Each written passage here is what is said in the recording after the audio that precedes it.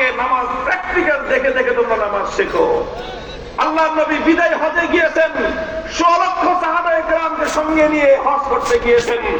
আর উম্মতকে সাহাবায়ে কেরামকে বলেছেন, খুযু আন্নী মানাসিকাকুম, হে আমার উম্মত, হজের এক একটা আমল তোমরা আমাকে দেখে দেখে প্র্যাকটিক্যাল শিখো। আল্লাহ নবী তার জিন্দেগিতে ২৭টা জিহাদে নিজে সশরীরে অংশগ্রহণ করে উম্মতকে দেখিয়েছেন কিভাবে আল্লাহর দ্বীনের জন্য জিহাদ করতে হয়। উম্মতকে শিখিয়েছেন, প্র্যাকটিক্যাল দেখিয়েছেন কিভাবে আল্লাহর দ্বীনের জন্য রক্ত দিতে হয়। প্র্যাকটিক্যাল দেখিয়েছেন কিভাবে আল্লাহর দ্বীনের জন্য ত্যাগের কোরবানি স্বীকার করতে হয়। দেখিয়েছেন কিভাবে বাতিলের মোকাবেলা করতে হয়, কিভাবে কুফর এবং তাগুতের বিরুদ্ধে সিনা টান করে সামনে সম্মুখের সারিতে গিয়ে যুদ্ধের ময়দানে বুক টান করে বাতিলের মোকাবেলা করতে হয়। এটা শুধু মুখে বর্ণনা করে বয়ান দিয়ে আল্লাহ নবী বোঝান নাই, প্র্যাকটিক্যাল করে করে তিনি দেখিয়েছেন। আল্লাহু আকবার।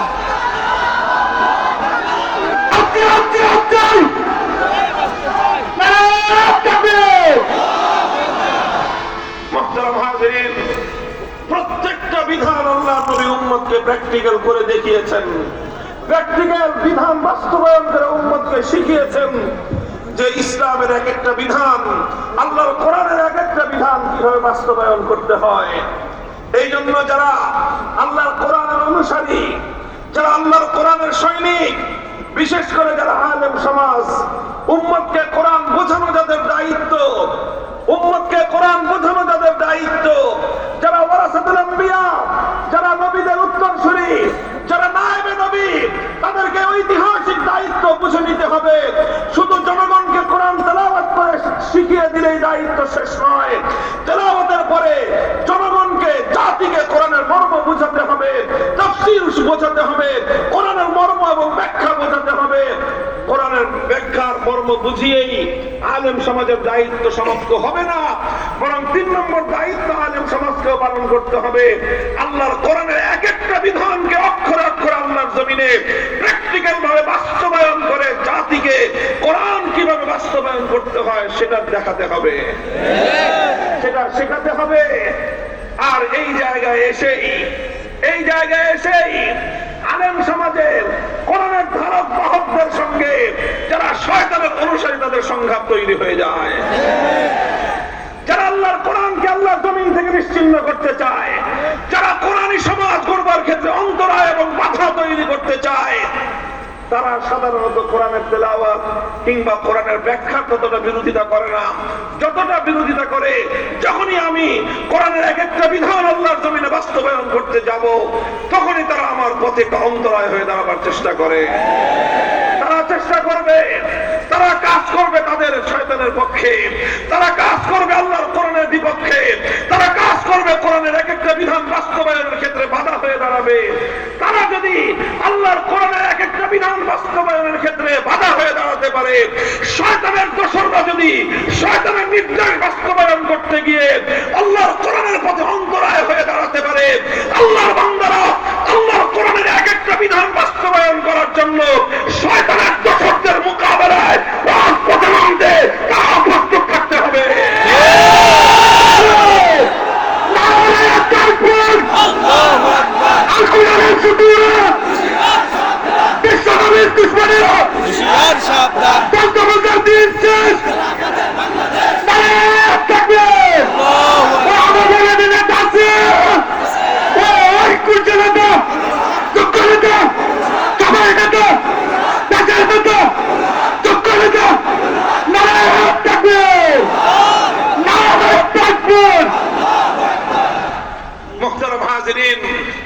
অনেক অনেক বিধান রয়েছে কোরআনে কারীমের, বিধানগুলো বাস্তবায়ন করতে গেলে অনেক ধরনের বাধা প্রতিবন্ধকতা আসে, কিন্তু আল্লাহর পয়গম্বর মুহাম্মদুর রাসূলুল্লাহ সাল্লাল্লাহু আলাইহি ওয়াসাল্লাম যেমনি ভাবে কোরআনে কারীমের এক একটা বিধান বাস্তবায়ন করার ক্ষেত্রে দুনিয়ার সমস্ত বাধার বিন্ধ্যাচলকে তিনি ডিঙ্গিয়েছেন, সমস্ত বাধা প্রতিবন্ধকতাকে তিনি অতিক্রম করে সামনের দিকে অগ্রসর হয়েছেন নবীর সত্যিকার আশিক উম্মতকে, আর বিশেষ করে নায়েবে নবী ওলামে উম্মতকে সেভাবেই সকল বাধা অতিক্রম করে সামনের দিকে অগ্রসর হতে হবে।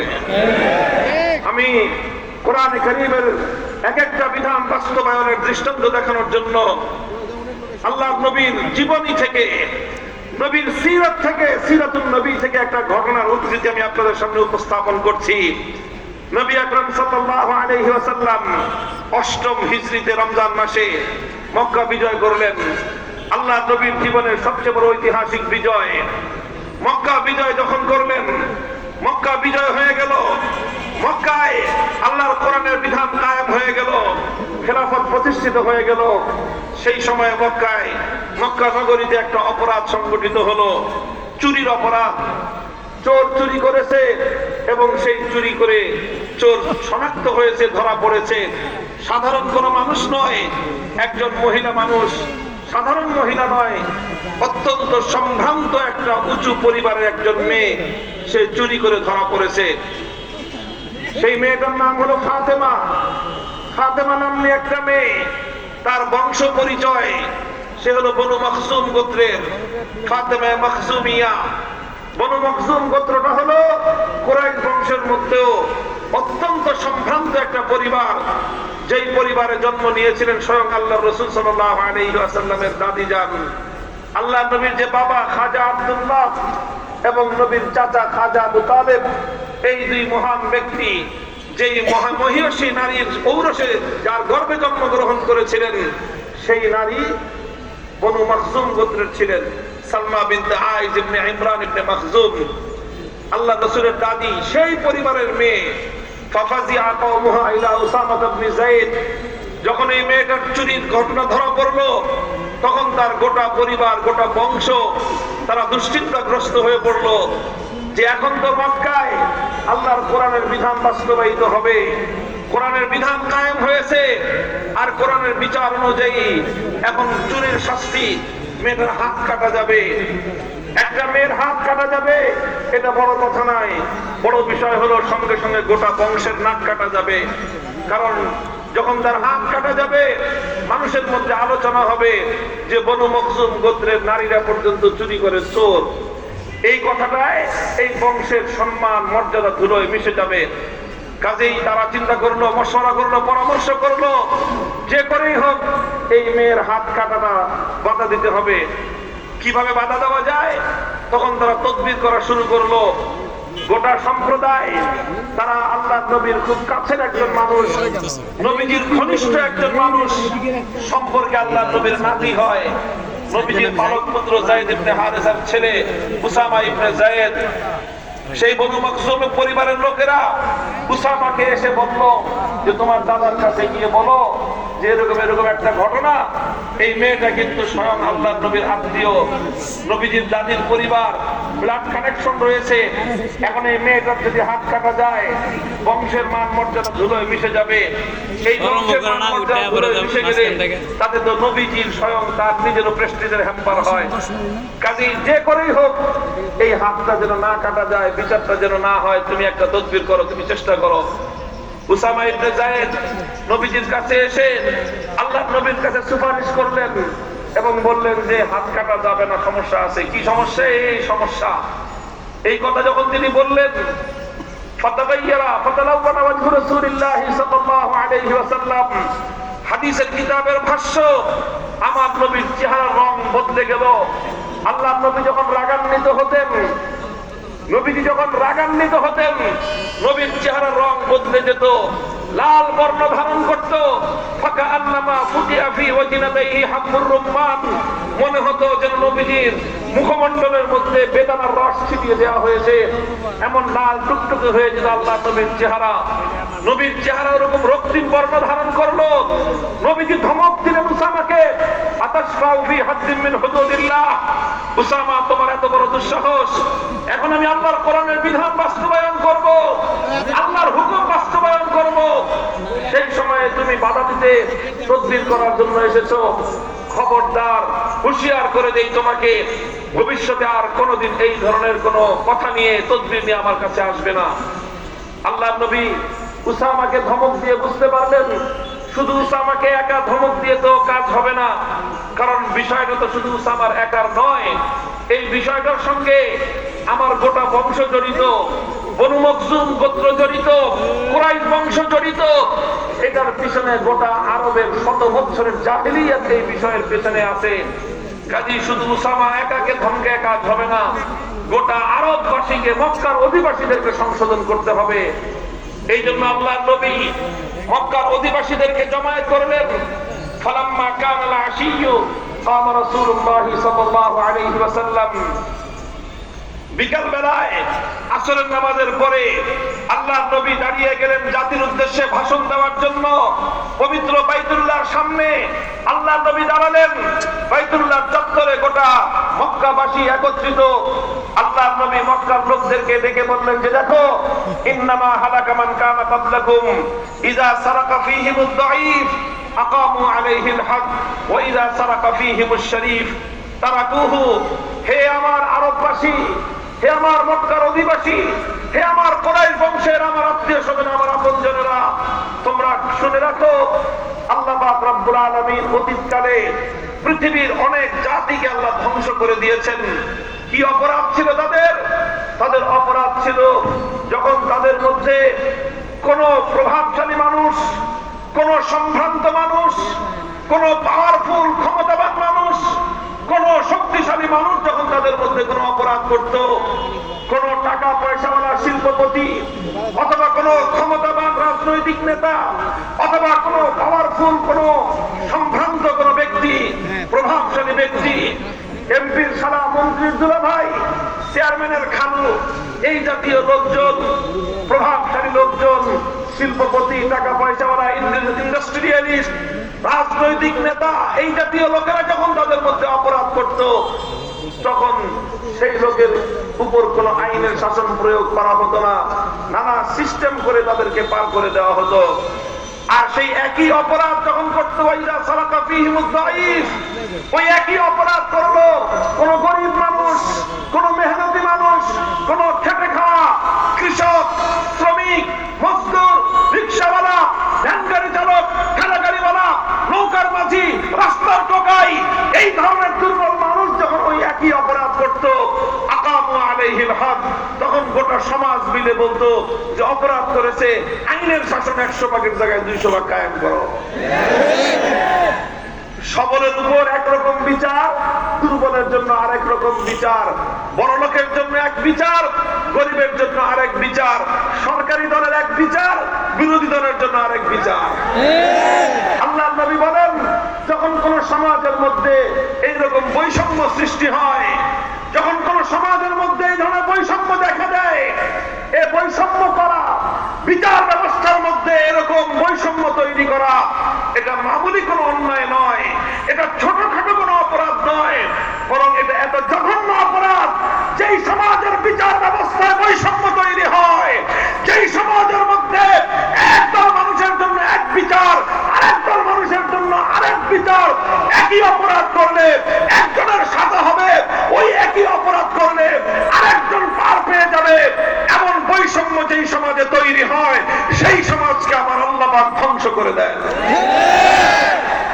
মুহতারাম হাজিরিন, নবী আকরাম সাল্লাল্লাহু আলাইহি ওয়াসাল্লাম সেই জাতিকে কথা বোঝালেন, সুতরাং বৈষম্য করা যাবে না। তোমরা মনে করেছো, তাকবীর নিয়ে এসেছো আমার কাছে যে আমার আত্মীয়, আমার রক্তের সম্পর্ক, আমার দাদির পরিবারের লোক অপরাধ করেছে, এই জন্য মনে করেছো যে আমি তাকে ছেড়ে দিব, আমি তার উপর আল্লাহর কোরআনের বিধান বাস্তবায়ন করব না। এই কথা মনে করে তোমরা আমার কাছে তদবিরের জন্য তোমরা উসামাকে পাঠিয়েছো। শুনে রাখো আরবের মানুষ, শুনে রাখো, ওয়াল্লাহি লাউ আন্না ফাতিমাতা বিনত মুহাম্মাদিন সারাকাত লাকাতাতি ইয়াদাহা। আল্লাহ নবী যে কথাটা বললেন, সেই কথাটা যদি সহিহ হাদিসের মধ্যে বর্ণিত না হতো, পৃথিবীর কোন মানুষ নিজের মুখে সেই কথা উচ্চারণ করার সাহস পেত না। আল্লাহ নবী বললেন, আমি আল্লাহর নামে শপথ করে বলতেছি, আজ আমার গোত্র, আমার নবীর পরিবারের আমার রক্তের সম্পর্কের ওই বনু মখজুম গোত্রের মেয়ে ফাতেমা নয়। আজকে যদি আমি মুহাম্মদুর রাসূলুল্লাহর কলিজার টুকরা, আমার আদরের দুলালী, জান্নাতের সরদারনি আমার মেয়ে ফাতেমা যদি চুরি করে ধরা পড়তো, খোদার কসম খেয়ে বলি আমি আল্লাহর নবী তার হাত কেটে দিতে এতটুকু বিলম্ব করতাম না। ঠিক মুহতারাম হাজিরিন, এই হলো ইসলামের বিধান। এভাবে আল্লাহর পয়গম্বর, আল্লাহর নবী এক একটা কোরআনের বিধান সমাজে বাস্তবায়ন করেছেন। একটা একটা করে বিধান বাস্তবায়ন করে আল্লাহর নবী সমাজের গভীর থেকে সমস্ত জাহিলিয়াত এবং বর্বরতার শেকড় শুদ্ধ উপড়ে ফেলেছিলেন। এরপরে সেই সমাজে মানবতার ফুলবাগান তৈরি হয়েছিল। এরপরে সেই সমাজের মধ্যে আলোকিত সমাজ তৈরি হয়েছিল। এরপরে সারা পৃথিবীকে তারা আলো বিকিরণ করতে পেরেছিল। এই জন্য আমি বলি, এই যে বিচার ব্যবস্থার যে বৈষম্য, আজ এ কথা বলতে বাধ্য। আমরা একটা দেশে বসবাস করছি, একটা সমাজে বসবাস করছি। আমরা এই সমাজ নিয়ে অনেকে গর্ব করি, অহংকার করি এই দেশ নিয়ে। আমরা তো বলি এখন, আগে বলতাম স্বাধীনতা পেয়েছি, 5ই আগস্টের পরে তো বলি দ্বিতীয় স্বাধীনতা। সব ঠিক আছে, স্বাধীনতা তো অনেক পেয়েছি, তবে এখন আমি বলবো স্বাধীনতা পেয়েছি, স্বাধীন হয়েছে আমার মাটি, মানচিত্র স্বাধীন হয়েছে, স্বাধীন হয়েছে পতাকা, স্বাধীন হয়েছে, কিন্তু এ জাতি এখনো পর্যন্ত স্বাধীনতা পায় না। মানচিত্রের স্বাধীনতা পেয়েছি, পতাকার স্বাধীনতা হয়েছে, জাতির স্বাধীনতা এখনো পর্যন্ত হয় নাই। বলবেন কেমনে জাতির স্বাধীনতা হয় নাই? দেখেন, এই বিচার ব্যবস্থার কথা বললাম তো, আমি এই বিচার ব্যবস্থার কথাই বলি। আজ আমরা যেই দেশে বসবাস করি, এই দেশে একটা বিচার ব্যবস্থা আছে, এই দেশে আদালত আছে, আইন আদালত আছে। আদালতে বিচারপতি সাহেবান বিচার করে থাকেন, সব আছে। কিন্তু যেই কথাটা না বললেই নয়, তিক্ত বাস্তবতা হলো এই বিচার ব্যবস্থার মূল কথা হলো এই, টাকা আছে যার, বিচার আছে তার। টাকা নাই যার, বিচারও নাই তার। এটা আপনারা কতটা বুঝেন আমি জানি না। যারা আমার মতো কারাগারের অন্ধকার প্রকোষ্ঠে থেকেছেন, আর কারাগারের সেই অন্ধকার জগতের, কারাগারের সেই দুর্ভেদ্য দেয়ালের মধ্যে বন্দী মানবতার আর্তনাদ যারা শুনেছেন, অসংখ্য অগণিত দরিদ্র পীড়িত, অসংখ্য অগণিত সাধারণ আয়ের দুষ্ট দুঃখ কষ্ট ক্লিষ্ট সেই মানুষের চেহারাগুলো যারা দেখেছেন, তাদের হাহাকার চিৎকার আর আর্তনাদ যারা শুনেছেন, তারা এই কথার বাস্তবতা বুঝতে পারবেন। মনে করেন যে একটা অপরাধ করেছে 4-5 জনে মিলে, 4-5 জনকে পুলিশে ধরলো, যে কোনো ভাবে ধরা পড়লো। 4-5 জনের মধ্যে মনে করেন 2 জন হলো শিল্পপতির ছেলে, আর 3 জন হলো ঠেলা গাড়িওয়ালা, রিক্সাওয়ালার ছেলে। এখন কি হবে? যারা কোটিপতি সঙ্গে সঙ্গে গিয়ে 1 লাখ, 2 লাখ, 5 লাখ যত টাকা লাগে টাকা খরচ করে বড় বড় উকিল, ব্যারিস্টার, আইনজীবী ভাড়া করবে। কথা বলেন? সে আইনজীবী মুখ করবে, 7 কোর্টে না হয় 10 কোর্টে যাবে, 10 কোর্টে না হয় হাই কোর্টে যাবে। 1 মাস, 2 মাস, 3 মাস, 6 মাসের মাথায় জামিন হয়ে বুক ফুলিয়ে সে বের হয়ে আসবে। একই মামলায় কেস পার্টনার রিক্সাওয়ালার ছেলে, ওই রিক্সাওয়ালার কপালে 1 লক্ষ টাকা জোগাড় করা জীবনে সম্ভব নয়। যার নুন আনতে পান্তা ফুরায়, যার প্রতিদিন তার অসুস্থ মায়ের জন্য চিকিৎসার খরচ জোগাড় করতে যার ঘাম ঝরাতে হয়, যার অসুস্থ স্ত্রীর চিকিৎসা করার সামর্থ্য তার নাই, যার দরিদ্র পীড়িত সন্তানের একটা আহ্লাদ, একটা শখ পূরণ করার সামর্থ্য যার নাই, তার কপালে 50,000, 1 লাখ টাকা জোগাড় করে উকিলের হাতে পুরে দিয়ে উকিলকে ভাড়া করে তারপরে জামিন চাওয়ার সামর্থ্য তার নাই। এখন যেহেতু তার পক্ষে বড় উকিল নাই, তার জামিনও নাই। মাসের পর মাস কেটে যায়, বছর পেরিয়ে, যুগ পেরিয়ে যায়, কিন্তু বড় উকিলও ভাড়াও করতে পারে না, আর তার কপালে জামিনও জুটে না। এরকম কয়টা দৃষ্টান্ত দেখবেন? কয়টা? শত শত নয়, হাজার হাজার বন্দী আজ বাংলাদেশের কারাগারগুলোতে প্রায় 70 থেকে 80,000 বন্দী আছে। এই 80,000 বন্দীর মধ্যে অসংখ্য অগণিত বন্দী এমন আছে শুধুমাত্র দারিদ্র্যের কারণে, গরিব হওয়ার কারণে, অর্থনৈতিক অসঙ্গতির কারণে নামজাদা উকিল ব্যারিস্টার ভাড়া করার সামর্থ্য তাদের নাই। অনেকে বলবে গরিব দুঃখীর মামলার ব্যয় বাংলাদেশ সরকার দেয়, এটা লেখা থাকে কোর্টে এবং বিভিন্ন থানার গারদে। কিন্তু জানেন তো সরকার তো দেয়, কিন্তু কত জানে যে কত টাইম দেয়। সরকারের ওই উকিলকে পাইয়া নিজের মামলা চালাইতে ওই উকিলের পিছনে যে কি পরিমাণ তেল ঢালতে হয়, কেউ যদি সরকারি উকিলের পিছনে পড়ছেন তো তার খবর আছে। বাস্তব কথা, যদি লক্ষ লক্ষ টাকা খরচ করে দামি দামি শক্তিমান উকিল ভাড়া করতে পারেন, আপনার কঠিন মামলা মুহূর্তের মধ্যে পানির মতো আসান হয়ে যাবে। আপনি উকিল ভাড়া করতে পারবেন না, বড় ব্যারিস্টার আপনার পক্ষে দাঁড়াবে না, সাধারণ মামলা আপনার জন্য জটিল হয়ে যাবে। এটাই হলো বর্তমান বিচার ব্যবস্থার সার কথা। যারা বিচার ব্যবস্থার সাথে সম্পৃক্ত আছেন আমার উপর রাগ করেন না, আমাদের উপর রাগ করেন না। আমি কোন উকিলের বিরুদ্ধাচরণ করি নাই, বলছি কিছু। উকিলরা একটা পেশা, উকিলদের পেশা, ডাক্তারদের যেরকম ডাক্তারি করা যেরকম পেশা, উকিলদের ওকালতি করা তাদের পেশা। এই পেশায় পেশাজীবী হিসাবে তারা কাজ করে, তাদের সংসার চালায়, টাকা পয়সা ইনকাম করে, সহায় সম্পত্তি করে। কাজেই তারা তো মানুষের কাছ থেকে টাকা পেলে কাজ করবে, এটা স্বাভাবিক। সমস্যা তো উকিলদের নয়, সমস্যা ব্যারিস্টারদের নয়, সমস্যা বিচারপতিদের নয়, সমস্যা হলো বিচার ব্যবস্থা। বলবেন সমস্যা বিচার ব্যবস্থার কেন? কারণ এই বিচার ব্যবস্থা মুসলমানদের উপর চাপিয়ে দিয়ে গেছে পশ্চিমা ব্রিটিশ সভ্যতা।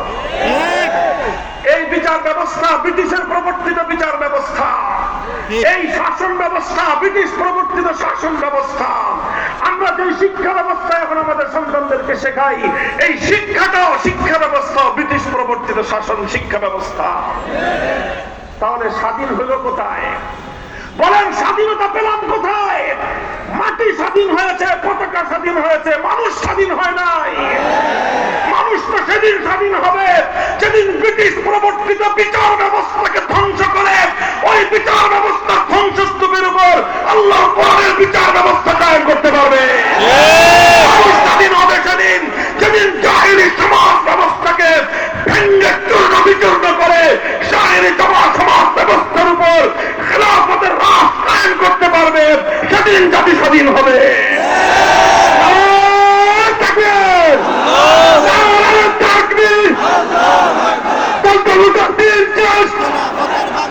আগামীর বাংলাদেশ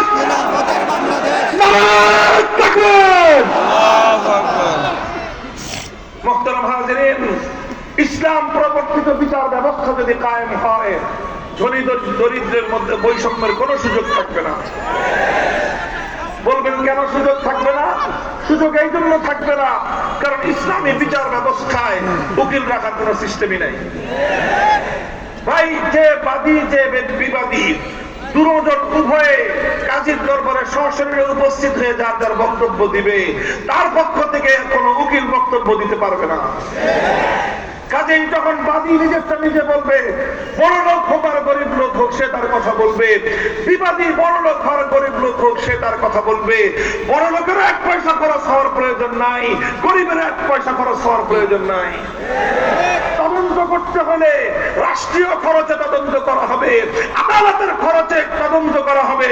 রাষ্ট্র সেই খরচ দিবে, সরকার সেই খরচ দিবে, আদালত সেই খরচ দিবে। সুতরাং ধনী গরিব যাদের মধ্যে মামলা মোকদ্দমা হোক, বৈষম্যের কোন সুযোগ ইসলামী বিচার ব্যবস্থায় নাই। এই জন্য হ্যাঁ মুসলমান, শুধু সিরাতুন নবীর ওয়াজ শুনলে কাজ হবে না। আল্লাহ পয়গম্বর যেই বৈষম্যহীন সমাজ গড়বার জন্য, ইনসাফ ভিত্তিক সমাজ গড়বার জন্য আমার নবী আল্লাহর জমিনে প্রেরিত হয়েছিলেন। নবীর উম্মতেরা ওঠো, দাঁড়াও, শপথ করো, বৈষম্যমূলক এই সমাজ ব্যবস্থা ভেঙে গুড়িয়ে দিতে হবে, সমাজ করতে হবে।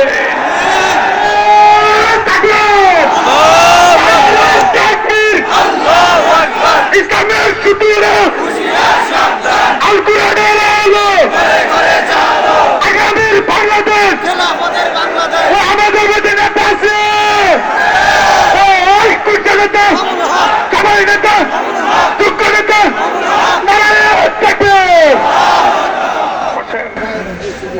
মোহতারাম হাজিরিন, মনে রাখবেন ইনসাফ, ন্যায়পরায়ণতা, সাম্য কায়েম করা, বেইনসাফি দূর করা সমাজ থেকে, এটা শুধুমাত্র বৈষম্য বিরোধী ছাত্র নেতৃবৃন্দের দায়িত্ব একা নয়। বৈষম্যহীন সমাজ গড়া, ইনসাফপূর্ণ সমাজ গড়া, সমাজ থেকে, রাষ্ট্র থেকে, জাতির মধ্য থেকে সমস্ত অন্যায়, অবিচার, বেইনসাফি দূর করার দায়িত্ব সমস্ত উম্মতে মুহাম্মাদীর, বিশেষ করে আলেম সমাজের দায়িত্ব এটা। আল্লাহর কোরআন সূরা হাদীদের মধ্যে আল্লাহ বলেছেন, লাকাদ আরসালনা রুসুলানা বিল বাইয়িনাত ওয়া আনজালনা মাআহুমুল কিতাবা ওয়াল মিজান লিয়াকুমান নাসু বিল কিসতি। আল্লাহ বলেছেন, আমি সমস্ত নবী রাসূল দুনিয়াতে প্রেরণ করেছি, সমস্ত আসমানি কিতাব আমি নাযিল করেছি, মৌলিক একটা উদ্দেশ্য হলো মানব সমাজের মধ্যে ইনসাফ কায়েম করা। আমাদের আলেমদের কাছ থেকে, হুজুরদের কাছ থেকে ইনসাফের কথা, বৈষম্যহীন দেশ গড়ার কথা, সমাজ গড়ার কথা শুনতে চায় না।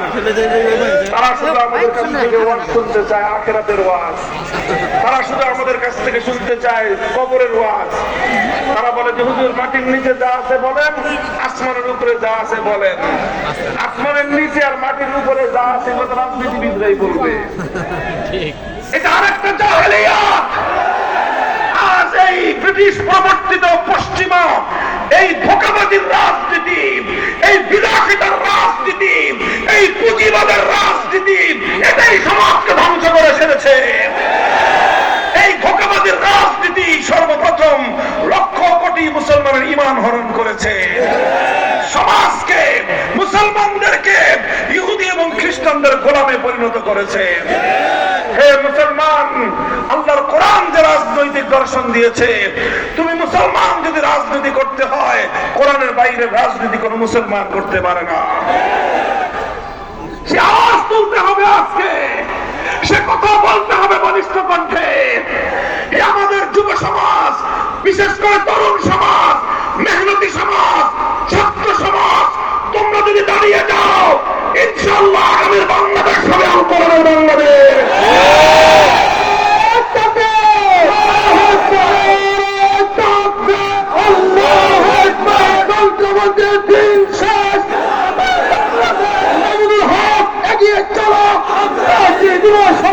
আল্লাহ তোমার সাথে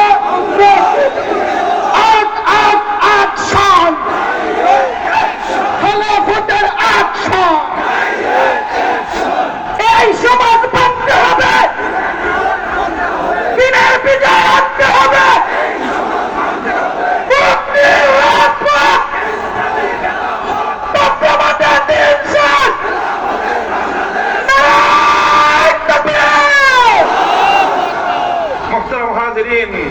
এই জন্য বলি, কোরআন পড়ুন, কোরআন বুঝুন, এরপরে হলো কোরআনী সমাজ কায়েম করার জন্য সংঘবদ্ধ হন। তৈরি আছেন ইনশাআল্লাহ? আল্লাহর কোরআনের কারীমকে নিয়ে আল্লাহর পয়গম্বরের সর্বশেষ দায়িত্ব ছিল, যেটা নবীজি করেছেন, সেটা হলো মানুষকে প্রথমে আল্লাহ কোরআনের তেলাওয়াত শিখিয়েছেন, শুনিয়েছেন, তারপরে কোরআনের মর্ম বুঝিয়েছেন, এরপরে কোরআনে কারীমের এক একটা বিধান আল্লাহর জমিনে বাস্তবায়ন করেছেন। এরপরে আল্লাহর নবী মানুষকে শুধুমাত্র একবার দুইবার কোরআনের বিধান বাস্তবায়ন করে ক্ষান্ত হন নাই, বরং প্রতিটা মানুষের আখলাক, তার চরিত্র এমন ভাবে গঠন করেছেন যে প্রতিটা মানুষের চরিত্র আল্লাহর কোরআনী চরিত্রে পরিণত হয়েছে। কাজেই এটাই হলো তাজকিয়া। কোরআনী চরিত্র গঠন করতে হবে। কোরআনী চরিত্র গঠন করার জন্য কোরআনী সমাজ গড়তে হবে। কোরআনী সমাজ গড়ার জন্য আল্লাহর কোরআনকে বুঝতে হবে, অনুধাবন করতে হবে।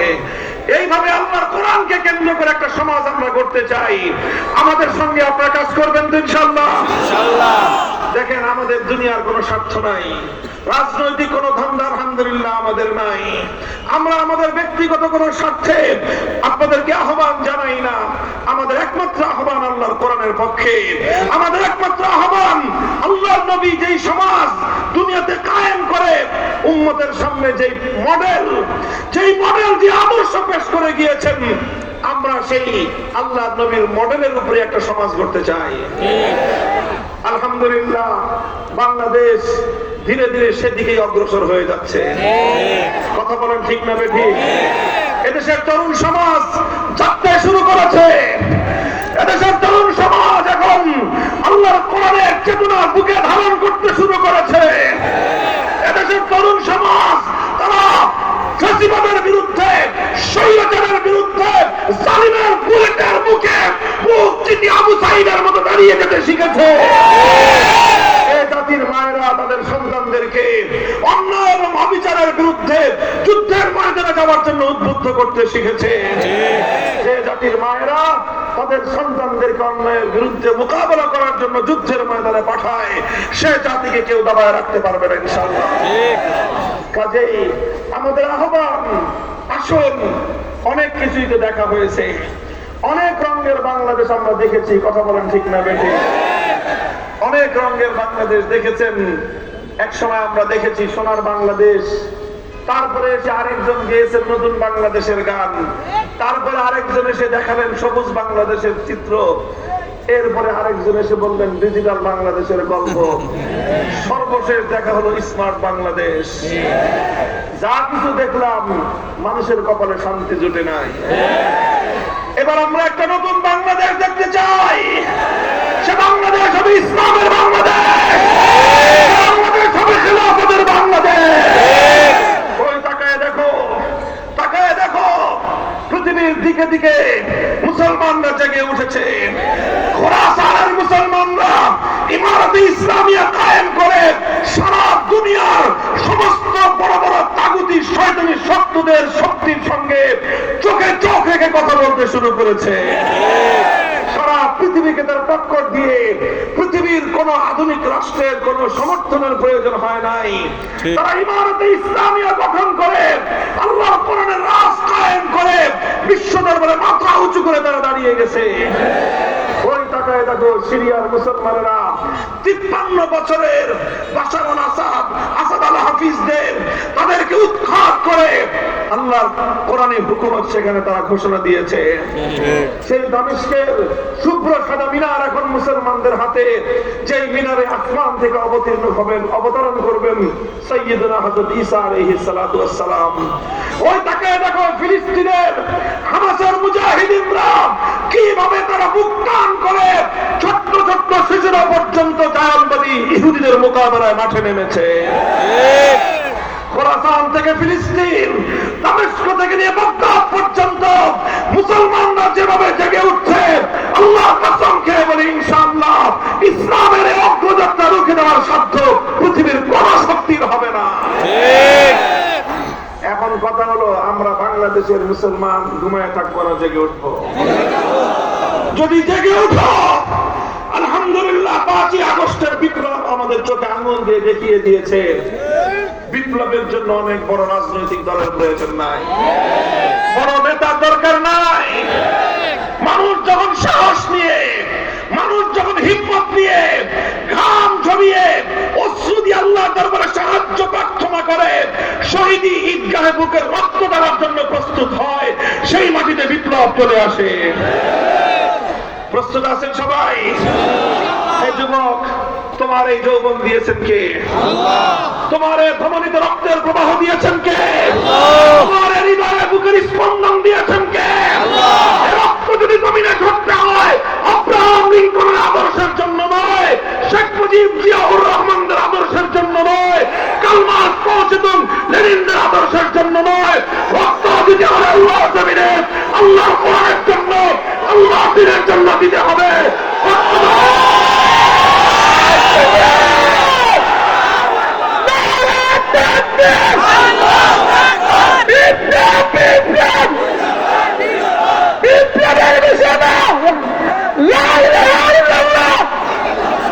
এই সমাজ মানতে হবে, দিনের বিজয় আনতে হবে।